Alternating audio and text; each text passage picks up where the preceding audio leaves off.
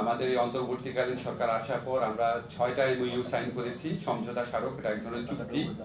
এবারে প্রধান উদ্দেশ্যই হচ্ছে আমাদের ইউরোপিয়ান যে কান্ট্রিগুলো আছে, ইন পার্টিকুলার ইটালিতে, এটা যেন বৈধ যে মাইগ্রেশন, লিগাল মাইগ্রেশনটা বৃদ্ধি করা এবং অবৈধ যে মাইগ্রেশন, হিউম্যান ট্রাফিকিং, ইলিগাল মাইগ্রেশনটা সম্পূর্ণভাবে বন্ধ করা, যাতে আমাদের যে অভিবাসী কর্মী যারা ইটালিতে যাবেন তারা যেন নিরাপদে থাকেন, তারা যেন আপনার একটা যুক্তিসঙ্গত পরিমাণের পারিশ্রমিক পান এবং ওইখানকার সোসাইটিতে যাতে ইন্টিগ্রেটেড হতে পারে। তো আমরা আজকে যে এমওইউ সাইন করেছি এখানে কতগুলো খুব পজিটিভ দিক আছে।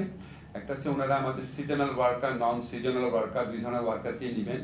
আমাদের জন্য যে কোটা আছে সেই কোটা বৃদ্ধি করার চেষ্টা করবেন।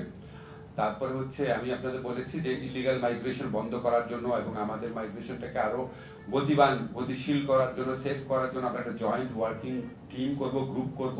বছরটা অন্তত একবার মিট করবে, এক্সচেঞ্জ অফ ইনফরমেশন থাকবে দুই দেশের মধ্যে সারাক্ষণ। আবার আমি এই মিনিস্টারের সাথে যখন আমি আলাপ করেছি তখন আমি বলেছি আমাদের যে টেকনিক্যাল ট্রেনিং সেন্টারগুলো আছে, ইচ্ছা করলে ওনারা এটা দায়িত্ব নিতে পারেন, একটা বা দুইটা, যা ওনারা নিজেরা ইটালিয়ান ল্যাঙ্গুয়েজ শিখালেন, ওইখানে যে আপনার যে স্কিল ম্যান পাওয়ার দরকার সেটা শিখালেন, আমরা কোহোস্ট করব। ওনারা এটা শুনেছেন, বিবেচনা রাখবেন। আমি ওনাকে রিকোয়েস্ট করেছি যে এখানে আমার যে ভিসা প্রসেসিংটা আছে এখানকার এমবেসিতে সেটা আর একটু দ্রুততর করার জন্য ওনারা বলেছেন দেখবেন। এবং আমি আমাদের যারা চাকরির, অবশ্যই আমাদের চাকরির কোটা বাড়ানোর কথা বলেছি, এটা অলরেডি আমাদের সমঝোতা স্মারকে আছে। এছাড়া আমি ইটালিতে যে বাংলাদেশি যারা ছাত্র আছে তাদের ভিসা দ্রুততর এবং সহজ করার কথা বলেছি, স্কলারশিপ বাড়ানোর কথা বলেছি। ওনারা বলেছেন একটা নতুন স্কলারশিপে বাংলাদেশি ছাত্ররা ইনক্লুডেড হচ্ছে।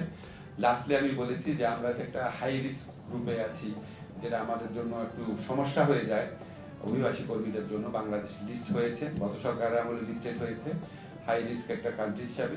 তো সেটা আমরা বলেছি আমরা মেজার্স নিব, আমরা দুই পক্ষ মিলে কাজ করব যাতে এই লিস্ট থেকে আমাদেরকে বাদ দেওয়া হয়, আমাদের জন্য জিনিসটা সম্মানজনক হবে।